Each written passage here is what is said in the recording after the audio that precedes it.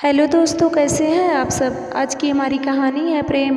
शिवानी एक ऐसी लड़की है जिसकी माँ नहीं है। जब वह 1 साल की थी तभी एक गंभीर बीमारी के कारण उसके माँ की मौत हो जाती है।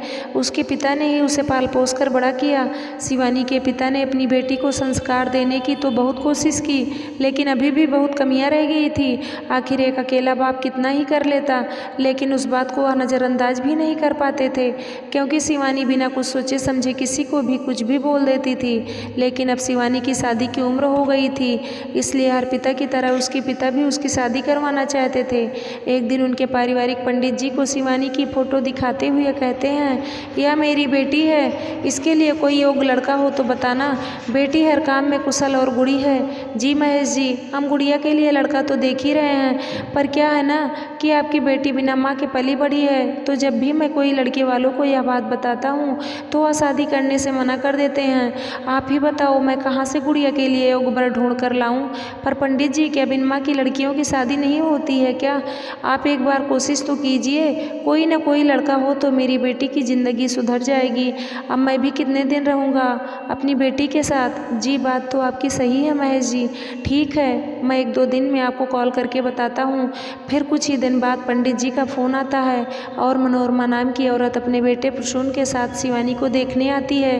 बहन जी, यह मेरी बेटी शिवानी है। इसकी माँ तो बचपन में ही इसे छोड़कर चल पड़ी और इसकी परवरिश में तो मैंने कोई कमी नहीं छोड़ी।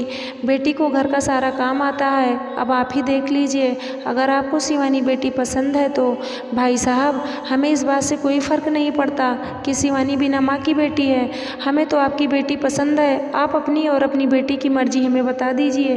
प्रसून को तो शिवानी तभी पसंद आ गई थी जब उसे पहली बार देखा था, और महेश जी को भी बेटा तभी पसंद आ गया था जब उन्होंने उसकी फ़ोटो देखी थी। अब शादी की तारीख निकलवाई और इकलौती बेटी शिवानी की कुछ ही दिनों में शादी हो जाती है। विदाई के समय मनोरमा कहती है, बस अब आप अपनी बेटी की चिंता छोड़ दीजिए, आपकी बेटी अब हमारी बेटी हुई। मनोरमा अपनी बहू का बहुत ख्याल रखती है और प्रसून भी शिवानी से बहुत प्यार करता है, लेकिन शिवानी अपने ससुराल में किसी से भी ढंग से बात नहीं करती है। एक दिन मनोरमा ने अपनी बहू से कहा, अरे बेटी, तुम कुछ खाती क्यों नहीं हो? देखो कितनी दुबली पतली हो गई हो। मुझे नहीं खाना माँ जी, आप कुछ अच्छा बनाती ही नहीं हो। हर दिन बस रोटी सब्जी और दाल चावल खा खा कर मैं तो पक गई हूँ, मुझे नहीं खाना।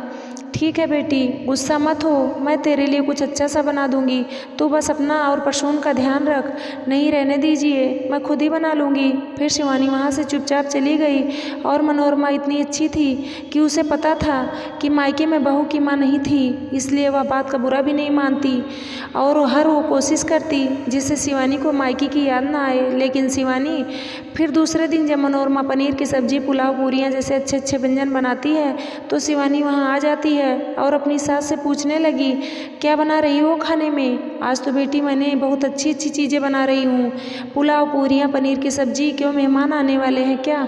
अरे नहीं बहू, कोई मेहमान आएगा तभी घर में कुछ अच्छा खाना बनेगा क्या? यह सब तो मैं तुम्हारे लिए बना रही हूँ। मेरे लिए? क्यों अच्छी बनने का नाटक करती हैं आप? लेकिन बहू, तूने ही तो कहा था कि रोज़ दाल चावल नहीं खा सकती, इसलिए मैंने यह सब बना लिया। अच्छा, आज ऐसा बनाया, लेकिन कल से तो वही बोरिंग खाना ही खाना पड़ेगा ना, इसलिए अच्छी सास बनने का दिखावा बंद ही कीजिए। मनोरमा शिवानी बहू के लिए कुछ भी अच्छा करती तो भी उसकी बहू से उल्टा ही जवाब देती, लेकिन मनोरमा भी अपनी बहू की किसी भी बात का बुरा नहीं मानती है। अगले दिन शाम को जब शिवानी पति प्रसून के कपड़ों पर प्रेस कर रही थी तभी उसकी सास वहाँ आती है। बहू, कैसे प्रेस कर रही है? सिलवट तो निकल ही नहीं रही। अच्छा, आप ही बता दो कैसे करूँ? हर बात पर तो आप मेरे सर पर खड़ी रहती हो, हर काम में रोका टोकी करती हो। मेरे पापा ने कभी ऐसा नहीं किया मेरे साथ। ऐसे में प्रसून कमरे के बाहर से शिवानी को अपनी माँ से ऐसे बातें करते हुए देख लेता है और उसे बहुत गुस्सा आता है। वह गुस्से से अपनी पत्नी शिवानी से कहता है, तुम माँ से ऐसे बात कैसे कर सकती हो शिवानी? वो तुम्हारे लिए इतना कुछ करती हैं, फिर भी तुम उनसे अगर तमीज़ से बात नहीं कर सकती तो दूर ही रहो। अच्छा, आज अपनी माँ के वकील बनकर आए हैं? सुनिए जी, मैं तो तमीज़ से बात कर लेती, लेकिन आपकी माँ ही ऐसे कामों में रोक टोक करती रही तो मैं क्या करूं? बस शिवानी, अपनी जुबान पर लगाम लगाओ, तुम हद से ज़्यादा बोल रही हो। जाने दीजिए, आपको क्या कहना, जैसी माँ वैसा बेटा। फिर प्रसून अपनी माँ से कहता है, माँ, आपसे शिवानी ऐसे बातें करती है हर बार और आप सुनती रहती हैं, बोलती क्यों नहीं हैं? क्या बोलूँ बेटा, अब इस बेचारी पर बचपन से ही माँ का साया नहीं रहा है। बस पिता अकेले ने इसकी परवरिश की है, इसलिए माँ क्या होती है इसे पता ही नहीं है। पर माँ इसका मतलब या तो नहीं ना कि शिवानी आपसे बदतमीजी करे। इसकी माँ नहीं है तो इसको तो ज़्यादा पता होना चाहिए कि माँ क्या होती हैं। नहीं बेटा, वो इस घर में नहीं आई है, थोड़े दिन बाद खुद ही समझ जाएगी। अपनी माँ की आवाज़ सुनकर प्रसून को समझ नहीं पाया और कुछ देर तक गुस्से में वहीं खड़ा रहता है और फिर अपने कमरे में चला जाता है। रात को प्रसून शिवानी से कहता है, तुम हमेशा ही माँ से ऐसे बात क्यों करती हो? तुम समझने की कोशिश क्यों नहीं करती हो कि वो तुम्हारे लिए कितना कुछ करती हैं? अरे तुम अपनी माँ के प्यार में अंधे हो गए हो कि तुम्हें कुछ दिखाई ही नहीं देता। मैं तो माँ जी से तमीज़ से ही बात कर रही थी, लेकिन वही पता नहीं क्यों मेरे पीछे पड़ी रहती हैं। जो भी हो, आज के बाद तुम माँ से ऊंची आवाज़ में बात की तो मुझसे बुरा कोई नहीं होगा। लेकिन उसके ऊपर इस बात का कोई असर नहीं हुआ। मनोरमा ने जब दूसरे दिन अपनी बहू से कहा, बेटी मैं खाना बना लेती हूँ, तू कपड़े धोने चली जा। अरे नहीं माँ, मैं कपड़े नहीं धोने वाली, मुझे अपनी सहेलियों के साथ घूमने जाना है और रात को ही लौटूंगी। अच्छा हाँ ज़रूर जाओ, पर कहाँ जाना है और कब आओगी बेटी, ये तो मुझे बताती जाओ। अच्छा तो अब मुझे इस घर में रहने के लिए हर काम आपसे पूछकर करना पड़ेगा। मैंने कभी अपने पिता से नहीं पूछा, ना ही बताया। अरे ठीक है बेटी, पर अगर प्रसून मुझसे पूछेगा तो मैं क्या जवाब दूंगी? उससे मैं बात कर लूँगी। अब शिवानी चली जाती है और वहाँ पर उसकी सभी सहेलियाँ अपनी अपनी सास की बुराई कर रही थी। तभी एक सहेली शिवानी से कहती है, हम सब अपनी सास की बुराई कर रहे हैं, लेकिन तुमने तो अपनी सास के बारे में कुछ भी नहीं कहा। अब क्या बताऊँ, मेरी सास तुम्हारी सास की तरह नहीं है, क्योंकि ना वह मुझ पर हुक्म चलाती है और ना काम करवाती है। अच्छा तो इसका मतलब तुम्हारी सास माँ जैसी है क्या? सच में माँ ऐसी होती हैं? अपनी सहेली की बात सुनकर शिवानी बड़ी हैरान हो जाती है। वह इसके बारे में सोचती है। अगले दिन उनके घर में मनोरमा की भाभी सीमा और उनका बेटा पवन आ जाते हैं। अरे भाभी, अचानक कैसे आना हुआ? दीदी मैं तो यहाँ बेटे पवन के लिए लड़की देखने आई थी, तो सोचा तुमसे भी मिलती चलूँ। सभी सोफे पर बैठ जाते हैं। तभी सीमा दोबारा से कहती है, लड़की तो ठीक थी, लेकिन बेटे पवन को आप पसंद नहीं आई। पर यह बताओ, तुम्हारी बहू कहीं दिखाई नहीं दे रही। फिर मनोरमा अपनी बहू को बुलाती हैं और सास की आवाज़ सुन शिवानी नीचे आकर सोफे पर सबके साथ वहाँ बैठ जाती है और उनसे बात करने लगती है। तभी मनोरमा अपनी बहू से कहती है, बेटा ज़रा चाय तो बना कर ले आओ। क्या माँ जी, मैं सुबह से सब कुछ कर रही हूँ, आप ही बना दो ना, और हाँ अदरक भी डाल देना।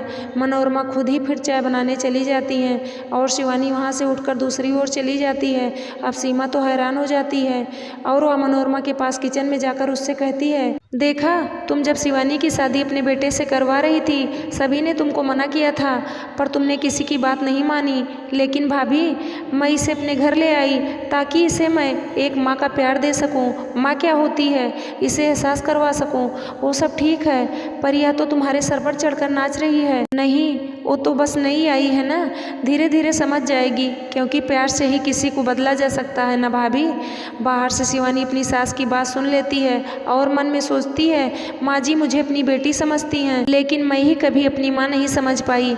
और अगले दिन जब शिवानी के पिता उनके घर आते हैं, शिवानी उन्हें देखकर बहुत खुश होती है और शिवानी के पिता मनोरमा से कहते हैं, जी मेरी बेटी आपको परेशान तो नहीं करती है ना? शिवानी के पिता सबका हालचाल पूछते हैं और मनोरमा जी कहती हैं, अरे नहीं भाई साहब, मैंने कहा था ना आपकी बेटी मेरी बेटी है, मैं बिल्कुल माँ की तरह ही उसका ख्याल रखती हूँ। हाँ, वो तो इसके चेहरे की खुशी ही बता रही है कि मेरी बेटी आपके घर में कितनी खुश है। हाँ पिताजी, मैं बहुत खुश हूँ। मुझे लगता ही नहीं कि यह मेरी सास हैं, मुझे हमेशा ऐसा लगता है कि यह मेरी माँ है। शिवानी ने अपनी सास को अपनी माँ के रूप में स्वीकार कर लिया था और आखिर मनोरमा ने भी अपनी बहू का दिल जीत लिया था। उम्मीद करती हूँ दोस्तों आप लोगों को ये कहानी ज़रूर पसंद आई होगी। धन्यवाद दोस्तों।